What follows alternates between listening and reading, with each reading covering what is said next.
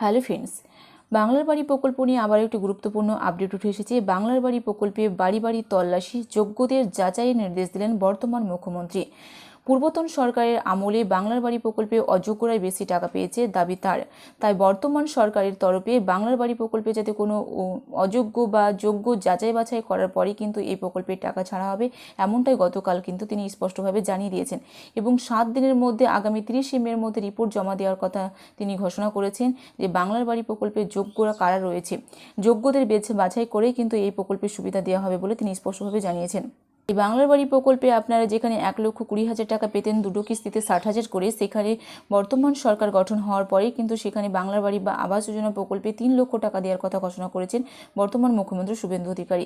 কাদের নাম বাদ যাচ্ছে এই 7 দিনের মধ্যে তিনি জানিয়ে দিয়েছেন। আজকের এই ভিডিওতে আপনাদের বিস্তারিত জানাবো যে কারা কারা এই তালিকা থেকে নাম বাদ যাচ্ছে, কাদের অযোগ্য বলে বিবেচিত করা হচ্ছে এবং যোগ্য কারা রয়েছে, সমস্ত কিছু। তার আগে ভিডিওটি যদি ভালো লেগে থাকে তো অবশ্যই একটি লাইক করবেন, বন্ধুদের সঙ্গে শেয়ার করবেন। বাংলার বাড়ি প্রকল্পের সূচনা করেছিল মমতা বন্দ্যোপাধ্যায়ের সরকার, কিন্তু সেই প্রকল্পের আওতায় যারা বাড়ি পেয়েছেন তারা কি আদৌ যোগ্য তা যাচাই করতে এবার জেলা শাসকদের কড়া নির্দেশ দিলেন মুখ্যমন্ত্রী শুভেন্দু অধিকারী।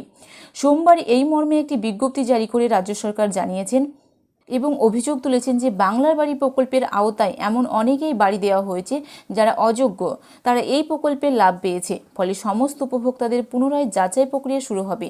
আগামী 30 মে অর্থাৎ শনিবারের মধ্যে এই প্রক্রিয়া সম্পূর্ণ করার নির্দেশ দেওয়া হয়েছে রাজ্য সরকারের তরফ থেকে। রাজ্যে পালাবদলের পর নতুন সরকার কর্মযজ্ঞে নেমেছে। মন্ত্রিসভা গঠনের পর থেকেই একাধিক নির্দেশ আসছে নবান্ন থেকে। তৃণমূল জমানার একাধিক দুর্নীতির বিষয়ও প্রকাশ্যে আসছে। প্রচুর বৈঠক করেছেন শুভেন্দু। সোমবারই রাজ্যের সরকারি স্কুলের ইউনিফর্মে নিম্নমানের কাপড় ব্যবহার হয়েছে বলে অভিযোগ উঠেছে, যা নিয়ে ক্ষোভ প্রকাশ করেছেন বর্তমান মুখ্যমন্ত্রী শুভেন্দু অধিকারী। এই বিষয়ে রিপোর্টও তলব করেছেন তিনি। এছাড়াও আরজি কর মামলার ফাইল খুলছে রাজ্য সরকার।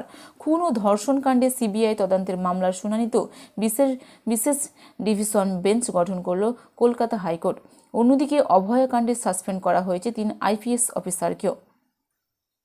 বাংলার বাড়ি প্রকল্পে অনেকেই অযোগ্য ব্যক্তিরা টাকা পেয়েছেন বলে বর্তমান মুখ্যমন্ত্রী শুভেন্দু অধিকারীর দাবি।